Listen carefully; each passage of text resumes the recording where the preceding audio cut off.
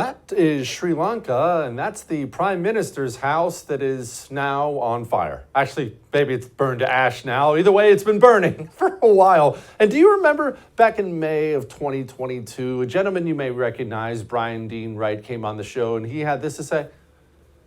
India, normally a big exporter to the world. Unfortunately, they're having tremendous amounts of problems in terms of weather. They're not getting a crop this year, so they can't export to make up for all the loss that would have otherwise come from Russia and Ukraine. So, for instance, they usually send wheat to a little country called Sri Lanka, just south of India itself. They are down about 40% up from their wheat supplies. That's feeding riots, and indeed, the prime minister of that country was thrown out because of it. So a big impact that we are seeing in places in Asia. Indonesia is another big place as well. That is what you call calling your shot right there. Bryan Dean Wright, host of course, the great President's Daily Brief podcast. Less than 20 minutes, you're caught up on the news every single day. Bryan, look, as a man who loves to gloat and say, I told you so, I'm just going to let you, look, you round the bases at whatever pace you feel like rounding the bases. Bryan, please take it away. Look, some people call me Nostradamus. It's true. Others call me Miss Cleo. She's also famous from the 90s. The resemblance pretty striking, as you can tell. I'm a big deal. Not as big as you, Jesse, but I try. All right. In all seriousness, you called it, but explain why we're seeing what we're seeing. Let's be frank, no disrespect to them. Most Americans could not even find Sri Lanka on a map and don't have any idea why this may in any way be relevant to them. They just see another country somewhere having some political problems. What are we looking at? Yeah, so you start this out exactly as we should. Why do we care? Well, we're about to dive into it, and I want people to really listen and think, hey, that kind of sounds like some stuff that America is going through. That's the scary part of this. Sri Lanka used to be a pretty rich country in South Asia. And guess what? They went from rich to, you can see, storming the president's palace. So here we go. There are three big reasons that you're seeing this happen. First, debt. Right? So for about 10 years, the regime in Sri Lanka, which was actually quite loved and embraced, they took on tons and tons, billions of dollars worth of debt. Well, that's a problem in no small part when you can't start paying it off, right? And by the way, the debt is controlled, at least 10% of it, if not more, by China. United States, just as an aside, the communists control over $1 trillion of our debt. So nevertheless, so we've got all this debt in Sri Lanka. The second thing, COVID.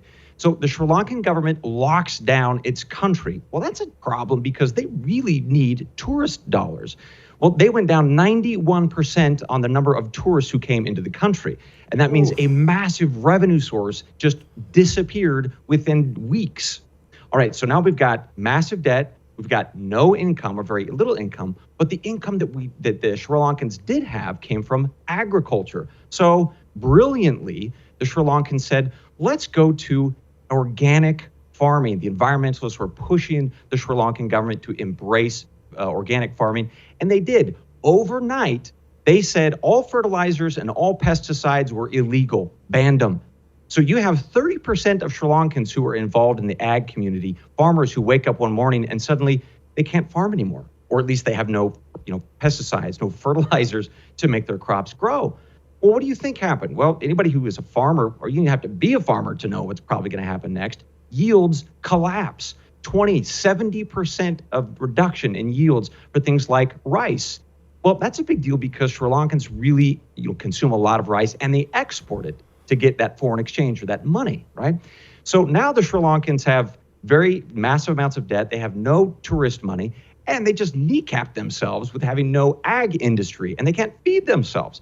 So now they're importing all kinds of food. Well, that leads up to the last couple months to include the wheat wars. They're running out of wheat and rice and lots of other things. They have very few crops left to export.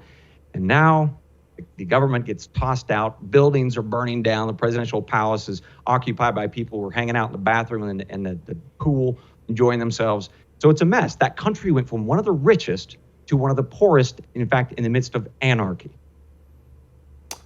Bryan, should we care? I mean, on a global level, obviously, setting aside the violence and stuff there, should we worry about things like this spreading to places that do matter a lot to us personally, speaking selfishly as an American?